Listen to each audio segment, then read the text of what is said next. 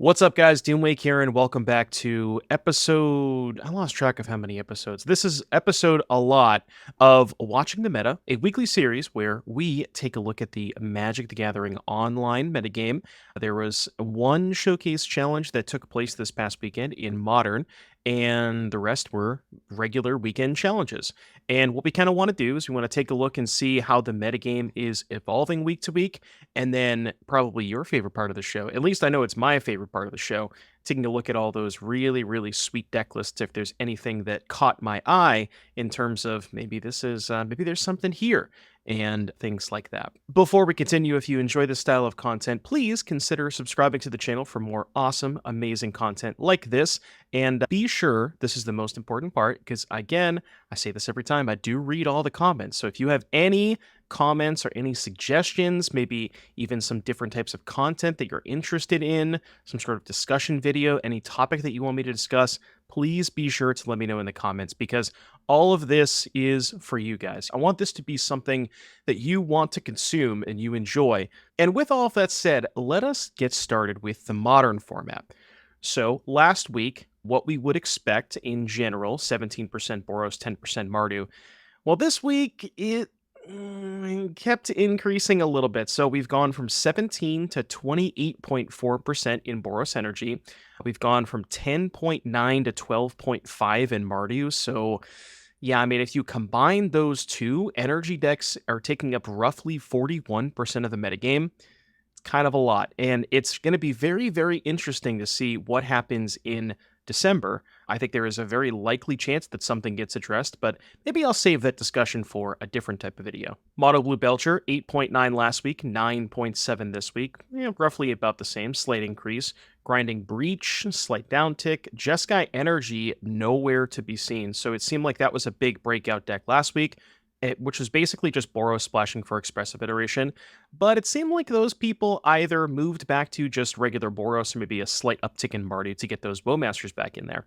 The Demir Oculus deck, roughly around the same, a slight downtick. Living End, Eldrazi Breach, mostly about the same.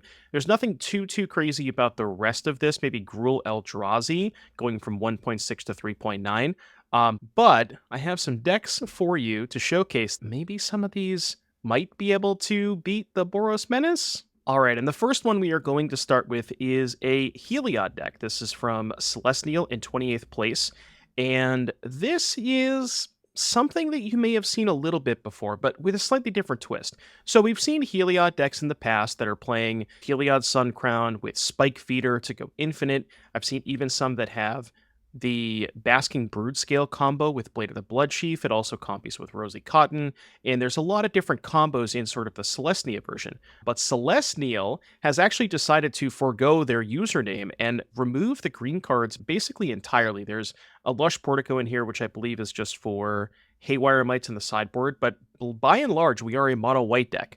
And you'll notice here that we're playing the Guide of Souls plus a Johnny package, so a little bit of life gain, a little bit of energy. We still have Ocelot Pride as well to pair with those two cards. We still have Heliod, no Spike Feeder. We're just pairing Heliod with Walking Ballista. Notably, what's really cool about Ballista is you can also fetch it off of Ranger Captain. And then we have another interesting new card from Duskmourn here in Leyline of Hope. So this essentially gives you, it's a leyline, so if it's in your opening hand, you can put it onto the battlefield for free. And then every time you gain life, you gain that much plus an additional one. So every Guide of Souls triggers gets doubled, Ocelot Pride lifelink doubled. And then what I like about leyline is it's sort of a way to gain life to help pump Heliod, but then if you have a bunch of creatures in play, say from a Guide of Souls, or excuse me, rather an Ocelot Pride, then your leyline just pumps all of those cap tokens. So a very interesting take on the Heliod archetype, and maybe this is a way to sort of combat the Boros deck by just gaining more life than they do, and then eventually setting up an infinite combo. Speaking of combos, from 12 Days, who actually got third place in a challenge this weekend, this is the Samwise combo. Now, for those of you who are not familiar with the combo, it involves having Samwise Gamgee in play alongside Cauldron Familiar and a Sacrifice Outlet, which is usually Viserys here.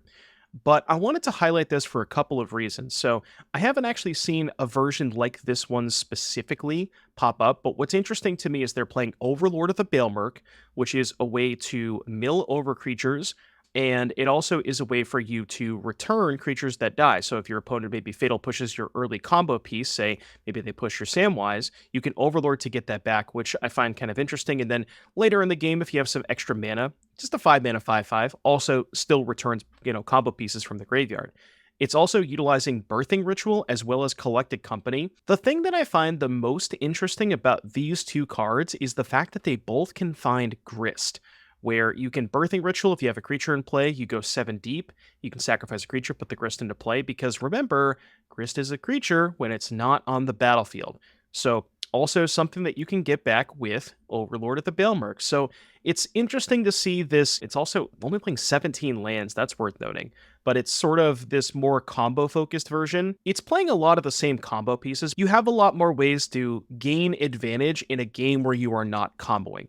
Also, I mentioned 17 lands, but there are 4 Bogart Trawlers, so it's kind of like 21 lands, but let's see what is next on the menu. If you are a modern player who's been playing for the better part of the past 10 years or so, you may be familiar with Lava Spike and, Rift Bolt and Eidolon the Great Revel and all these burn cards.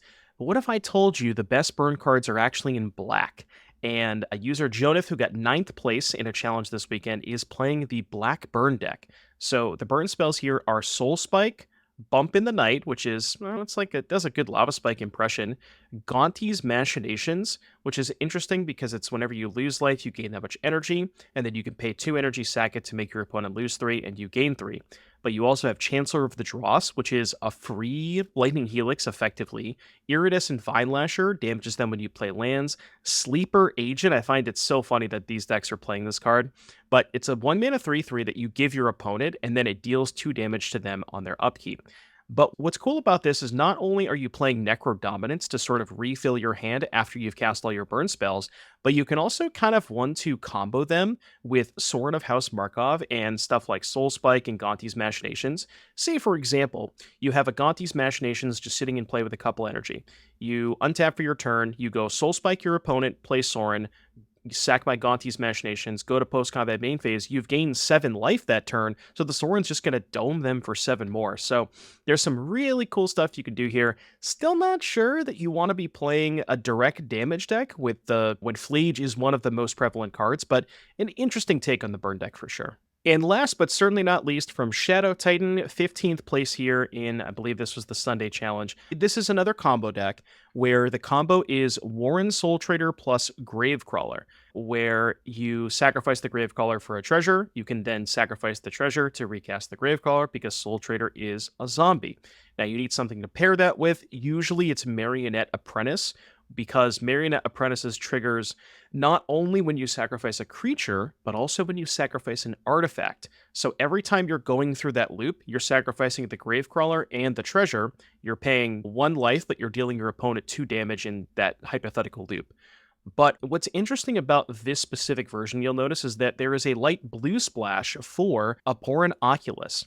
Now, there are 4 copies of Unearth, which also makes a lot of sense because you're playing stuff like Stitcher Supplier to help mill over cards, and Stitcher Supplier can mill over combo pieces where you can Unearth, say, a Warren Soul Trader to set up the combo, but also you can just mill over an Oculus and then get that back with Unearth. So a very interesting take on the zombie combo deck, and it'll be interesting to see if this one has any legs moving forward. For context, the challenges of the weekend, there were 7 modern challenges and the Showcase Challenge. The Showcase Challenge was won by Aboros Energy, you're probably not surprised, and then the 7 challenges were won by Mardu, Mono Blue Belcher, Grinding Breach, Eldrazi Breach, and then 3 Boros Energies. So those are what won this weekend. All right, now that we have gone through Modern, let us dive into the world of Pioneer.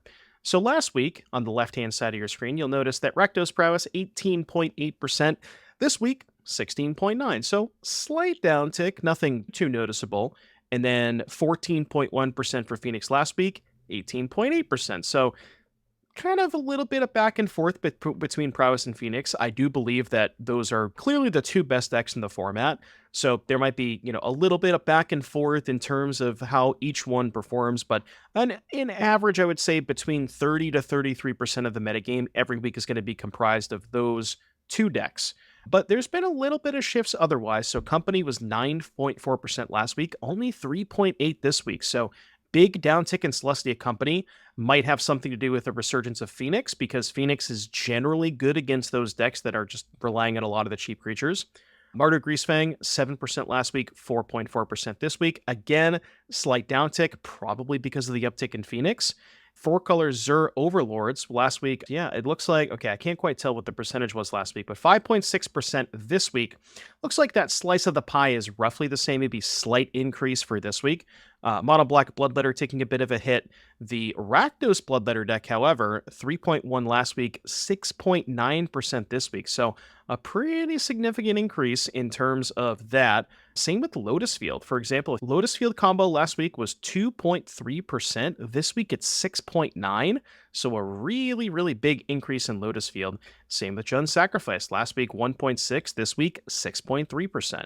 Rakdos Demons 2.3 last week, 6.3 this week. So pretty big change in terms of the decks that are not Rakdos Prowess and Izzet Phoenix, where you're getting a slight downtick in maybe some of the decks that are worse against Phoenix and a slight uptick in Lotus Field and things like that are a little bit better against Phoenix. So all of that seems to make sense. But let's see if we can find some decks to sort of combat the two menaces of the format, Prowess and Phoenix. Before we take a look at the deck list, I just wanted to say there were 5 total challenges of the weekend. 3 of them were won by Izzet Phoenix, 1 from Jund Sacrifice, and 1 from the Celestia Company deck. Phoenix, definitely a good performance this weekend, but let's see if we can find some decks that are good against it. So the first one I have here for you from Shock Troopa, a name you may be familiar with from Modern Cues, plays a lot of Mono Blue Tron. He's kind of the Mono Blue Tron person, but they have decided to switch their talents over to Pioneer in 24th place.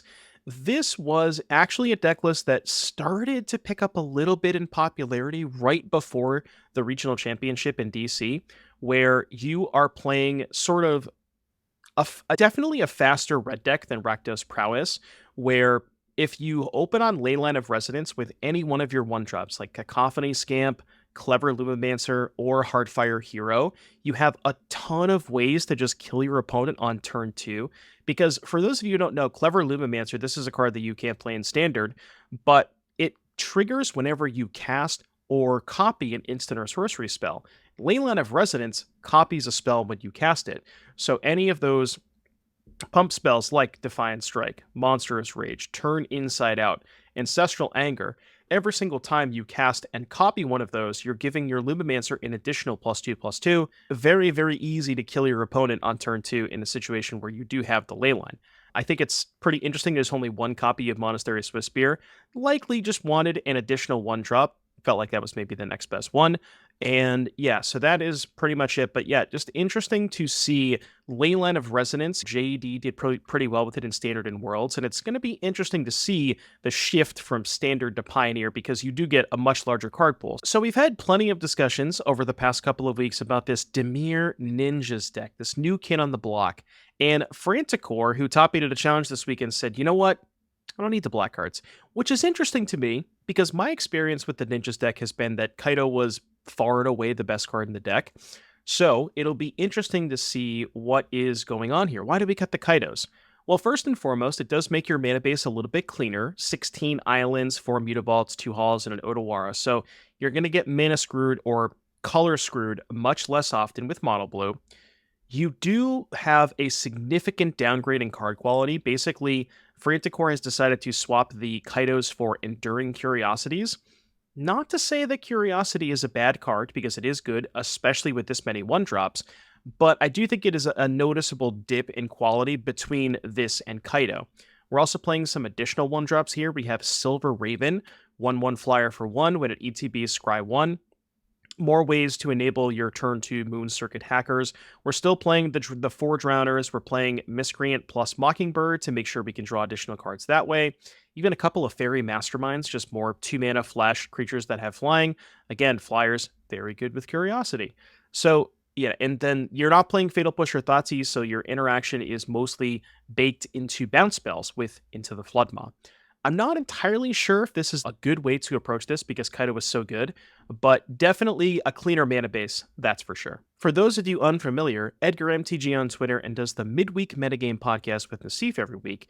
Edgar has decided to take the Transmogrify deck and sort of mesh it with the Demons deck with, I'm guessing, yeah, I was going to say the Magic Online card viewer still does not show Unholy Annex Editor, that you know what to do. But what's interesting about this is Valgaboth Terror Eater is our Transmogrify payoff, which I like for a couple of reasons. One, I think it's way better against Phoenix, and we saw the uptick in Phoenix over the weekend, so that kind of makes sense. And it also is a demon to fuel your Unholy Annexes. Not that you need a lot of help when you have the Valgaboth in play, but it is something worth noting. And what I like about Unholy Annex in a deck like this is the card draw allows you to dig towards your Transmogrify more frequently, but then the 5 mana part of Annex is just a good alternate win condition, where if you're not able to set up Transmogrify, then you just pay 5 mana, put a demon into play, and that might be good enough. Alongside stuff like Case of the Stash Skeleton, we see a presence of Dreadhorde Invasion here. Not a card you've probably ever seen before, unless you played that limited format, but it's sort of like a weird Bitter Blossom where you amass zombies one every turn, but it's just more ways to make tokens for the Transmogrify. So interesting take on Transmogrify with the very, very popular and powerful Demon package. Well, if you thought Modern was a 1-deck format, Standard is equally a 2-deck format, where you'll notice here, Dimir midrange last week at 16.7%, this week at 26.6%, and mono red aggro, 12.5% last week. This week, 22.7%. If you add those two together, that is almost 50% of the metagame in those two decks. So now I will say this, again, you have to take these results with a grain of salt. This is MTGO Challenge Top 8s along with the one Modern Showcase. So perhaps not the best representation because there's a lot of copy pasting that gets done. But the other thing that's worth noting is Foundations is about to hit the digital shelves or the IRL shelves too. Just a metaphor there about shelves.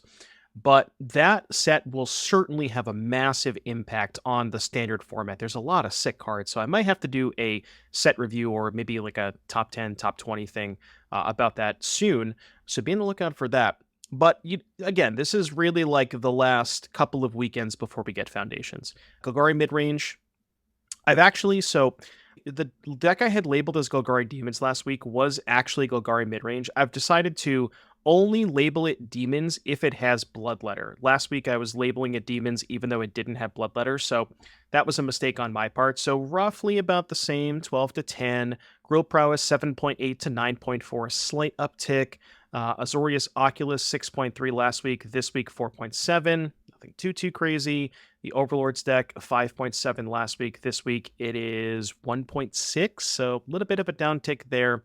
Dimir Demons was popular last week, not as popular this week, 3.1. So, yeah, a little bit less. Jeskai Convoke, 4.7 to 2.3. So, I mean, it's really just, as we're in the Foundations waiting room, it's going to be a lot of Dimir and Mono Red, but trust me, the format will change. But in the meantime, let's see if we can find some interesting Standard decks that may be able to compete with Dimir and Mono Red. Also, you're probably going to be surprised to hear this, but there were 4 challenges in Standard this weekend. 3 were won by Dimir, one was won by Mono Red. Shocker, I know.